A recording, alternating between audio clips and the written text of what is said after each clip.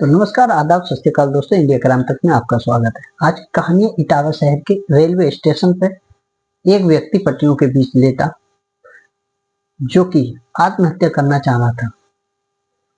फिलहाल में जब ट्रेन आ रही थी, एक्सप्रेस ट्रेन आ रही थी, उसे पता था, वो ट्रेन का इंतजार कर रहा था कि आए और मैं उससे कटकर मर जाऊं।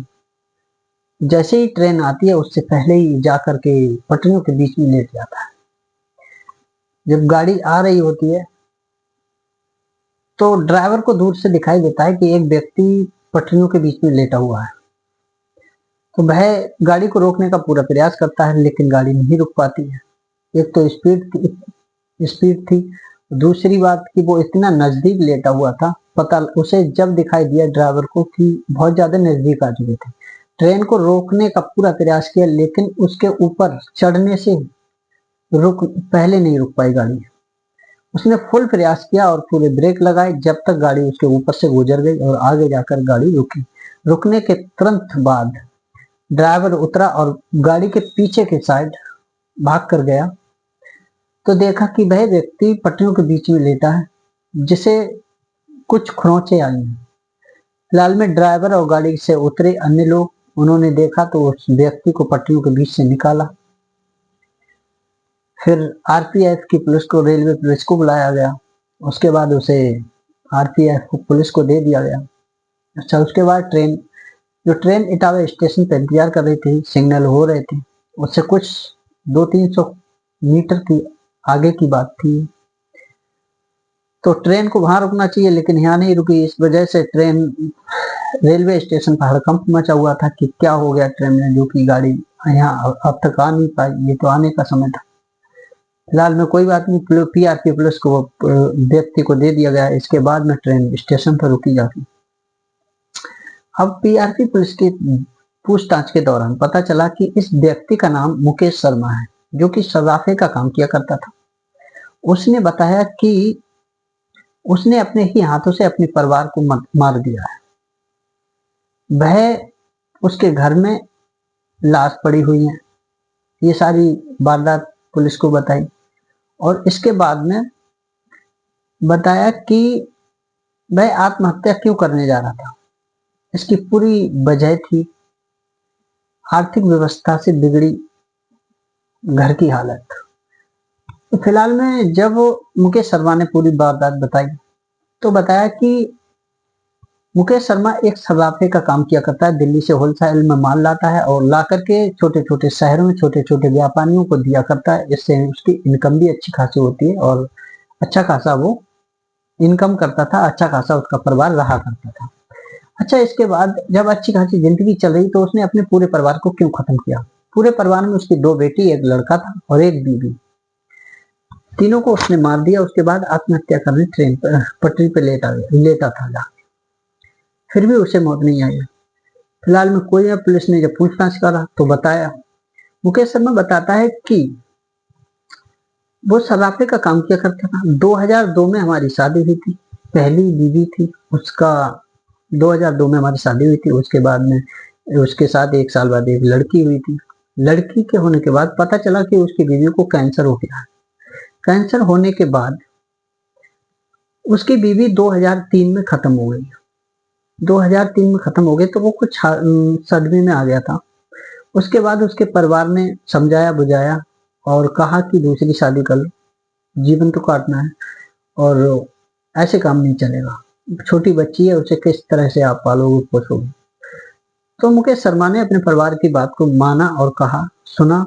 इसके बाद दूसरी शादी परिवार वालों ने करा दी।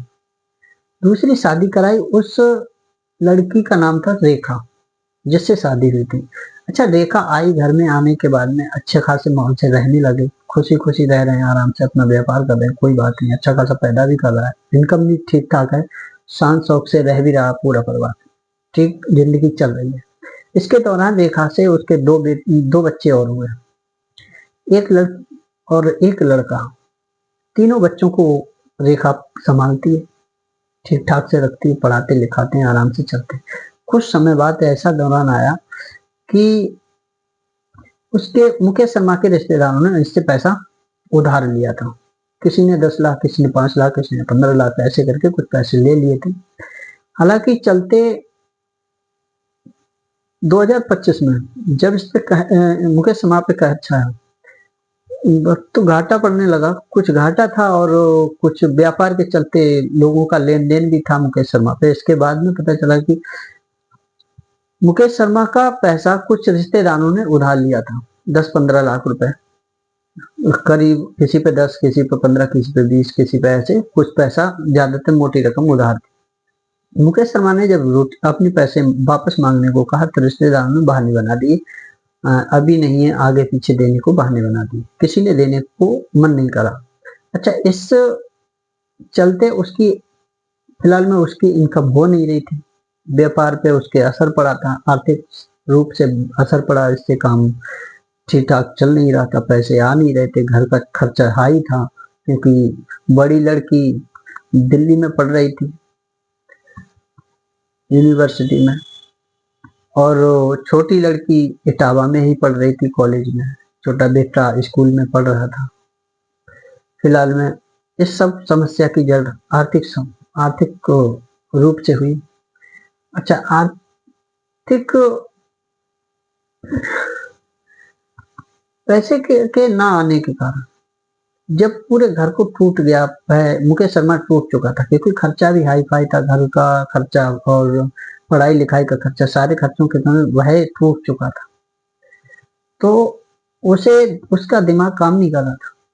उसने रिश्तेदारों से पैसा मांगा, उन्होंने मना कर दिया, कोई बात नहीं। और उसके जो मुकेश शर्मा पे कर्ज था, जो बिजनेस के तौर पर जो सदाफा का काम किया करता, उस पर भी पैसा था, बड़े बड़े व्यापारियों का, मतलब दिल्ली के व्यापारियों का, तो वो भी पैसे मांग रहे थे। तो इस वजह से वो तंग आ गया था और इस वजह से वह डिप्रेशन में चला गया, और डिप्रेशन में जाने के बाद उसका दिमाग काम नहीं कर रहा था।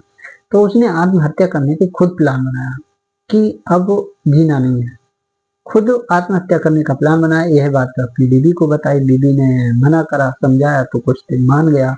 उसके बाद कुछ दिनों बाद उसे कुछ समझ नहीं आ रहा क्योंकि आर्थिक व्यवस्था बिगड़ती जा रही थी, पैसा आ नहीं रहा था और उधार वाले मांग रहे थे, और जिन छोटे छोटे व्यापारियों को पैसा था या फिर उनको लेन देन करना था वो कुछ हो नहीं पा रहा था, तो इसलिए पैसा आ नहीं रहा था, इसलिए बहुत ज्यादा दिक्कत में पड़ गया था। उसे कुछ समझ नहीं आ रहा था क्या करें, तो उसे एक ही रास्ता दिखाई दे रहा, क्यों ना आत्महत्या कर ली जाए जिससे कि हम सबसे बच जाएं। अच्छा, इसके बाद उसकी ये रहा, बीवी को बताई, बीवी ने कहा देखो ये बात ठीक नहीं, अगर आप आत्महत्या करोगे तो मैं कहाँ जाऊंगी, और सारे बच्चे ये कहाँ जाएंगे, एक कॉलेज में है, एक स्कूल में है, और ये लोग पढ़ रहे हैं बाहर, एक यूनिवर्सिटी में पढ़ रही है दिल्ली में, फिर बताओ इनका क्या हुआ। अच्छा, तभी दीपावली का समय आ गया था। हॉस्टल दिल्ली से जो बेटी आभ्या नाम की बेटी थी, जो बड़ी बेटी थी, वो दिल्ली में पढ़ रही थी, वो घर आ गई थी दीपावली के त्योहार पर। उसी के दौरान मुकेश शर्मा कहता है अपनी बीवी से कि अब नहीं जीना, अब जीने का कोई मकसद नहीं रहा, क्योंकि ये सब लोग बुरे हैं, कोई किसी का नहीं है, पैसे दे नहीं रहे हैं और काम चल नहीं रहा है। अब किसी तरह से उसका मतलब एक घर की मेंटल स्थिति ठीक नहीं थी, इस कारण उसके दिमाग में बार बार यही ख्याल आते हैं। तो उसने अपनी बीवी से कहा मैं आत्महत्या करूंगा। तो बीवी ने समझाया कि ऐसा मत करो, ऐसा अगर करोगे हम लोग कहाँ जाएंगे। तो फिर बीवी ने कहा अगर तुमने ठान ही लिया है ऐसा करना ही है और अब नहीं जीना, तो ऐसा करो, पहले हम सबको मार दो, उसके बाद तुम खुद आत्महत्या कर लेना, क्योंकि हम लोग कहाँ जाएंगे। तो उसने कहा ठीक है, ऐसा कर लेते हैं। तो बीवी के कहने पर उसने ये काम करा। तो 10 नवंबर को यह प्लान बनाया था कि सबको मार देंगे, उसके बाद हम मर जाएंगे। 10 नवंबर की रात को जब मुकेश शर्मा ने अपनी बीवी को रस्सी के फंदे में लटकाने की कोशिश की, तो किसी तरह से फंदा ढीला हो गया और उसकी बीवी नीचे गिर गई, मरने से बच गई। ये प्लान फेल हो गया। इसकी वजह से जब इसकी बीवी को कुछ दिक्कत हुई तो उसने कहा हमें दिक्कत हो रही है, इस दिक्कत से ऐसे जब मारोगे तो पता नहीं क्या होगा क्या नहीं होगा, मुझे ठीक नहीं लग रहा, ठीक ऐसा मत करो, ऐसे मत मारो, अगर तुम्हें मारना ही तो एक काम करो, आप नींद की गोली ले आओ, हम सबको खिला दो, उसके बाद तुम मार देना, और तुम मत खाना क्योंकि ये सारा काम तुम्हें करना है। और उसके बाद में तुम मरना, हम सबको मारने के बाद। मुकेश ने कहा ठीक है। मुकेश दिन में जाके दवाई लाता है, नींद की गोलियां लाता है, ला करके शाम को 11 नवंबर को रात को एक पिज्जा ऑर्डर करता है। पिज्जा ऑर्डर करने के बाद पिज्जा पे सब में नशे की नींद की गोलियां का मिश्रण बना के लगा देता है। इसके बाद बच्चे खाते हैं, सारे बच्चे खाते हैं, सब खाते हैं, खुद नहीं खाता है। जब सब खा लेते हैं उसके बाद में पता चलता है कि सब ज्यादा डोज होने के कारण उन्हें कुछ स्वाद अच्छा नहीं लगता, तो वो लोग नहीं खाते हैं, कुछ कुछ थोड़ा थोड़ा खाते हैं, फिर भी असर पड़ गया था, सारे सो गए थे। उसके बाद मुकेश ने अपना काम चालू करा, एक एक को मारने का काम चालू करा। सबसे पहले बीवी को मारा, फिर उसके बाद दूसरी लड़की को मारा। लड़की को मारने के बाद जब ये काम कर रहा था तो उसका बेटा जग आता है। जगने के बाद उसका बेटा कहता पापा आप ये क्या कर रहे हो?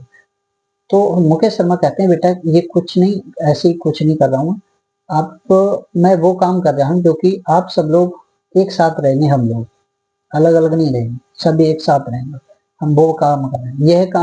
यह बात कह के मुकेश शर्मा अपने बेटे को भी मार देता है। अपने बेटे को मारने के बाद अपनी दूसरी बेटी को भी मार देता है।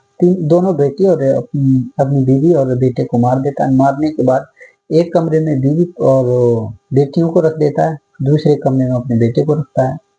इसके बाद पूरे दिन 2-2:30 बजे की बात, ये सबको मार देता है। इसके बाद ये कमरे में उसी घर में रहता है, सबकी फोटो खींचता है। फोटो खींचने के बाद एक स्टेटस, एक टैग लिखता है। टैग लिखने के बाद ये क्या करता है, स्टेटस पे लगा देता है। अच्छा, पूरे दिन ये उसी में रात को बैठा रहता है, फिर पूरे दिन बैठे रहता है, लगभग 12 से 13 घंटा तक उस घर में बैठा रहता है। पूरा दिन निकल जाता है। दिन निकलने के बाद 6-7 कॉल करता है इधर उधर अपने रिश्तेदारों से, नॉर्मल बात करता है। बात करने के बाद अपने भाई से बात करता है। भाई से बात करने के बाद में ये क्या करता है, अपने घर में ही बैठकर सबके फोटो खींच के स्टेटस पे लगा देता है, अपनी बीवी के मोबाइल के स्टेटस पे सबके फोटो लगा देता है। एक टैग लिखता है, उसमें लिखता है ये सब अब नहीं है, इन सब की मौत हो चुकी है। यह लिख करके वह पूरे दिन के बाद शाम हो जाती है। शाम होने के बाद जब ये निकलता है घर से तो बाहर से ताला लगा देता है और इटावे स्टेशन की ओर जाता है। स्टेशन पर पहुंचता है, इससे पता होता है कि एक ट्रेन आने वाली है। जब ट्रेन आने वाली होती है तो उसी समय ये ट्रेन स्टेशन के पास पहुंचता है। जब ये ट्रेन के सामने जाने वाला ही होता है तब इसे याद आता है कि आज परवाह है, एकादशी है। एकादशी के दिन इसकी पहली बीवी की मृत्यु हुई थी और इस समय क्रियाक्रम कांड चल रहा था। तो उसने सोचा मैं अभी नहीं मरूंगा, क्योंकि मेरी पहली बीवी इस समय मरी थी और इस समय ये काम चल रहा था, तो अभी नहीं मरना, मुझे इस परिवार के साथ रहना, तो इसके समय के बाद मरना है। तो वह उस ट्रेन को वह मुकेश शर्मा निकल जाने देता है, कुछ नहीं करता, और वहां से स्टेशन से कुछ दूर और आगे चला जाता है, कोई 200-300 मीटर आगे, 200-300, 400-500 मीटर आगे चला जाता है स्टेशन पे, और वहां जाके झाड़ियों में बैठ जाता है। पटरी के किनारे जब बैठ जाता है, बैठने के बाद अपनी पत्नी का मोबाइल साथ लाया था। पत्नी के मोबाइल के व्हाट्सएप के स्टेटस में, अब पत्नी के मोबाइल के स्टेटस में लगाता है, सबकी फोटो लगाता है और एक टैग लिखता है और कहता है उसमें कि ये सब मर चुके हैं, अब कोई जिंदा नहीं है। सबको ये बात स्टेशन पे लगा देता है तो सबको पता लग जाता है, स्टेशन जो लोग देखते हैं उन्हें पता लग जाता है। फिलहाल में एक पुलिस अधिकारी का उसके पास नंबर था, उसके पास वह स्टेटस भेजता है और भेजने के बाद टैग में लिख देता है, एक मैसेज भेजता है, कहता है कि फलाने फलाने ये सब मारे गए और फलाने फलाने घर में ऐसे ऐसे 4 लाशें पड़ी हैं। फिर 112 पे कॉल करता है, 112 पे कॉल करके बताता है कि सर इस गांव में जाइए और इस गली में ये मकान नंबर है और इस मकान नंबर पे जाके इस घर में 4 लाशें पड़ी हैं, जाके उठा लो, मैं खुद आत्महत्या करने जा रहा हूँ। ये बात सब कह करके बता करके फोन पे 112 पे कॉल करके बता देता है। उसके बाद में ये इसे पता था कि ट्रेन आने वाली है, क्योंकि शाम के 8 बज चुके थे। 8 सवा 8 पे ट्रेन आती थी, क्योंकि इसे सारी बात पता इसलिए थी क्योंकि ये ज़्यादा से ज़्यादा इधर उधर अपडेट करता रहता था, आता जाता रहता था, इसलिए इसे पता था सारी ट्रेनों के बारे में। इसे पता मालूम था कि कब कौन सी ट्रेन आती है।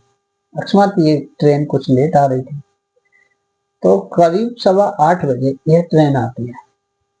जब देख लेता है ये ट्रेन आ रही है, तभी जाकर के एक पटरियों के बीच में लेट जाता है। अच्छा, लेटने के दौरान गाड़ी इतनी स्पीड से थी जो कि एकदम रोकना असंभव था।